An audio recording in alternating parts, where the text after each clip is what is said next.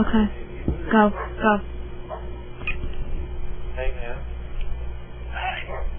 You got a little time to talk with me, bro? Yeah. Alright. Well, I'll get into some other stuff that I started reading in the Bible. Let me read this verse. This is the main reason why I called. Douglas called today. Yeah. You might be right about Holton Town, because he asked if I'd be willing next week to meet with him. Didn't they come together? I mean, they had you together, didn't they? I mean, you didn't meet one of them separate, did you? No, I met them both at the same time. Well, then if he asked me to meet him, he's really saying meet with both of them, right? Well, I don't know. But see, I told him, I said, look, Mr. Douglas, I'm not trying to be ugly, but I done told you I don't have anything to say to you. Okay, I thought that's enough. And he said, I understand that. He said, I don't really want to talk to you. And I'm like, well, why would I meet you? Well, I got some things I want to show you. Let you look at it. I'm like, what things? He said, well, I've got some reports from some forensic experts that have been, hired. And I'm like, for the defense. He goes, well, yes. I said, well, he said, they've got proof that one person did this. And he said, I believe we have, let me see how he put it, but he used some fancy word for evidence of who it is. And I just want to show it to you. And I said, Mr. Douglas, it's all made up by the defense team. What, And he said, well, just think about it, and I'll talk with you the first next week. I said, no sense calling me father. I don't know what the fuck's going on. Jerry, what the hell's this? Oh, it's probably a bunch of bull about me. Whenever it was going around about you, remember how mad you was about it? You're damn right.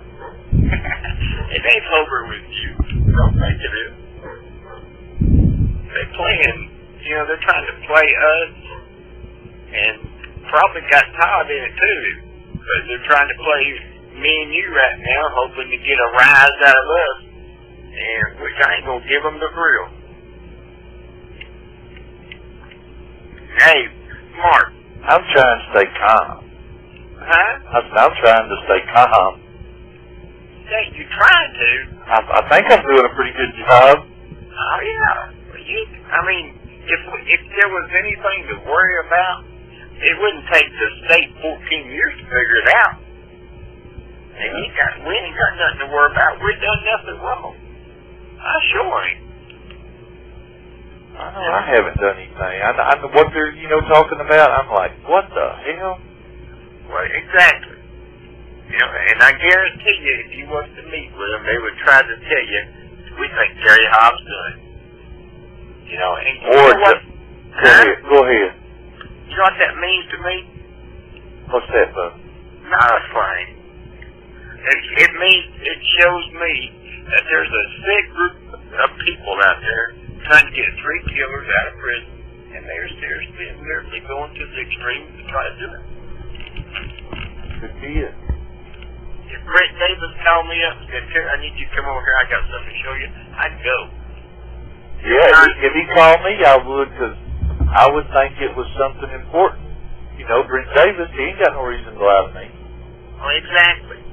Well, guess who's got all the reason in the world to lie to you? John W., Diana Holt, Ron Lax, Rachel, whatever her name is.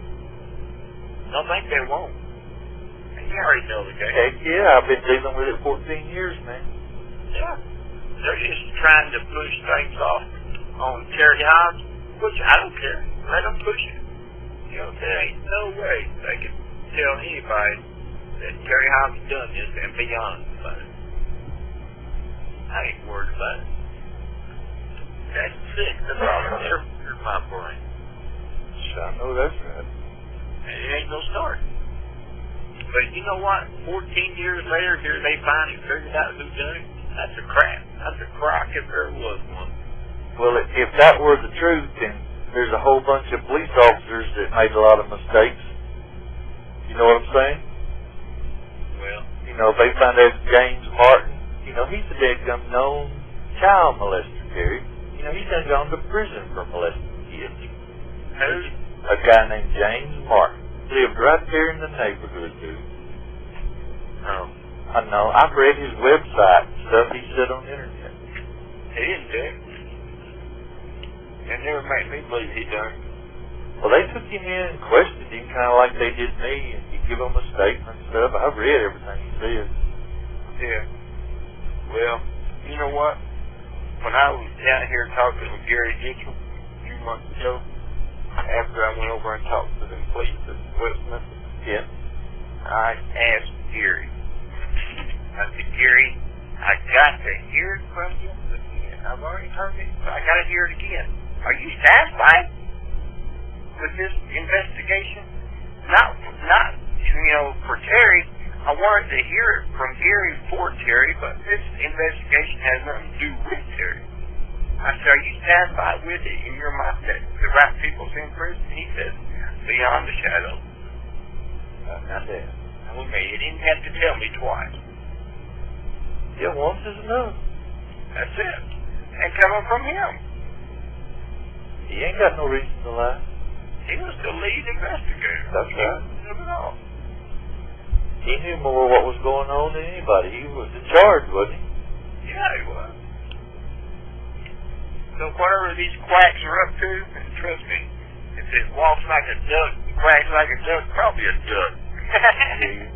Well, man, I got my Bible out since you started talking about Job. Yeah. You know, and I read that 42 chapters, man. That was a long book. It's a good story. Yeah, well, I read, let me ask you about this here. In the 2nd chapter, the 6th verse, here's what it says. This King James Version. Is that okay? Yeah. Right. And the Lord said unto Satan, Behold, he is in thine hand, but save his life. Yeah. Okay, so that mean he couldn't kill him? That means you can touch him, but you can't kill him. Okay. And that's just exactly what he done to him. The good Lord, all during that battle that they had going on with Job, he kept saying, that's a man after my own heart right there. You can't change him. You can touch him, but you can't change him. That's what the whole moral of that story is. You can touch him, but you can't change him. And dude, that has worked for me like you wouldn't believe it. Just heard this Ron Lax when I told him that. You can touch me, but you ain't gonna change me, Ron Lax. Wow, that's amazing. It's the truth. And you said the other night, and I wrote it down, nothing new under the sun. Man, I've been thinking about that, sticks and stones. That's your favorite thing. Yeah. I'm starting to listen to you. My dad. I'm starting to really listen to you, really good. Well, you ain't gotta listen to me. Listen to Mark. Well, you got a lot of experience, you know, shoot, you're no kid. You're a man. I know. But You can always learn something from somebody. Well, sure. Sure, that's what we're down here for. You know, we're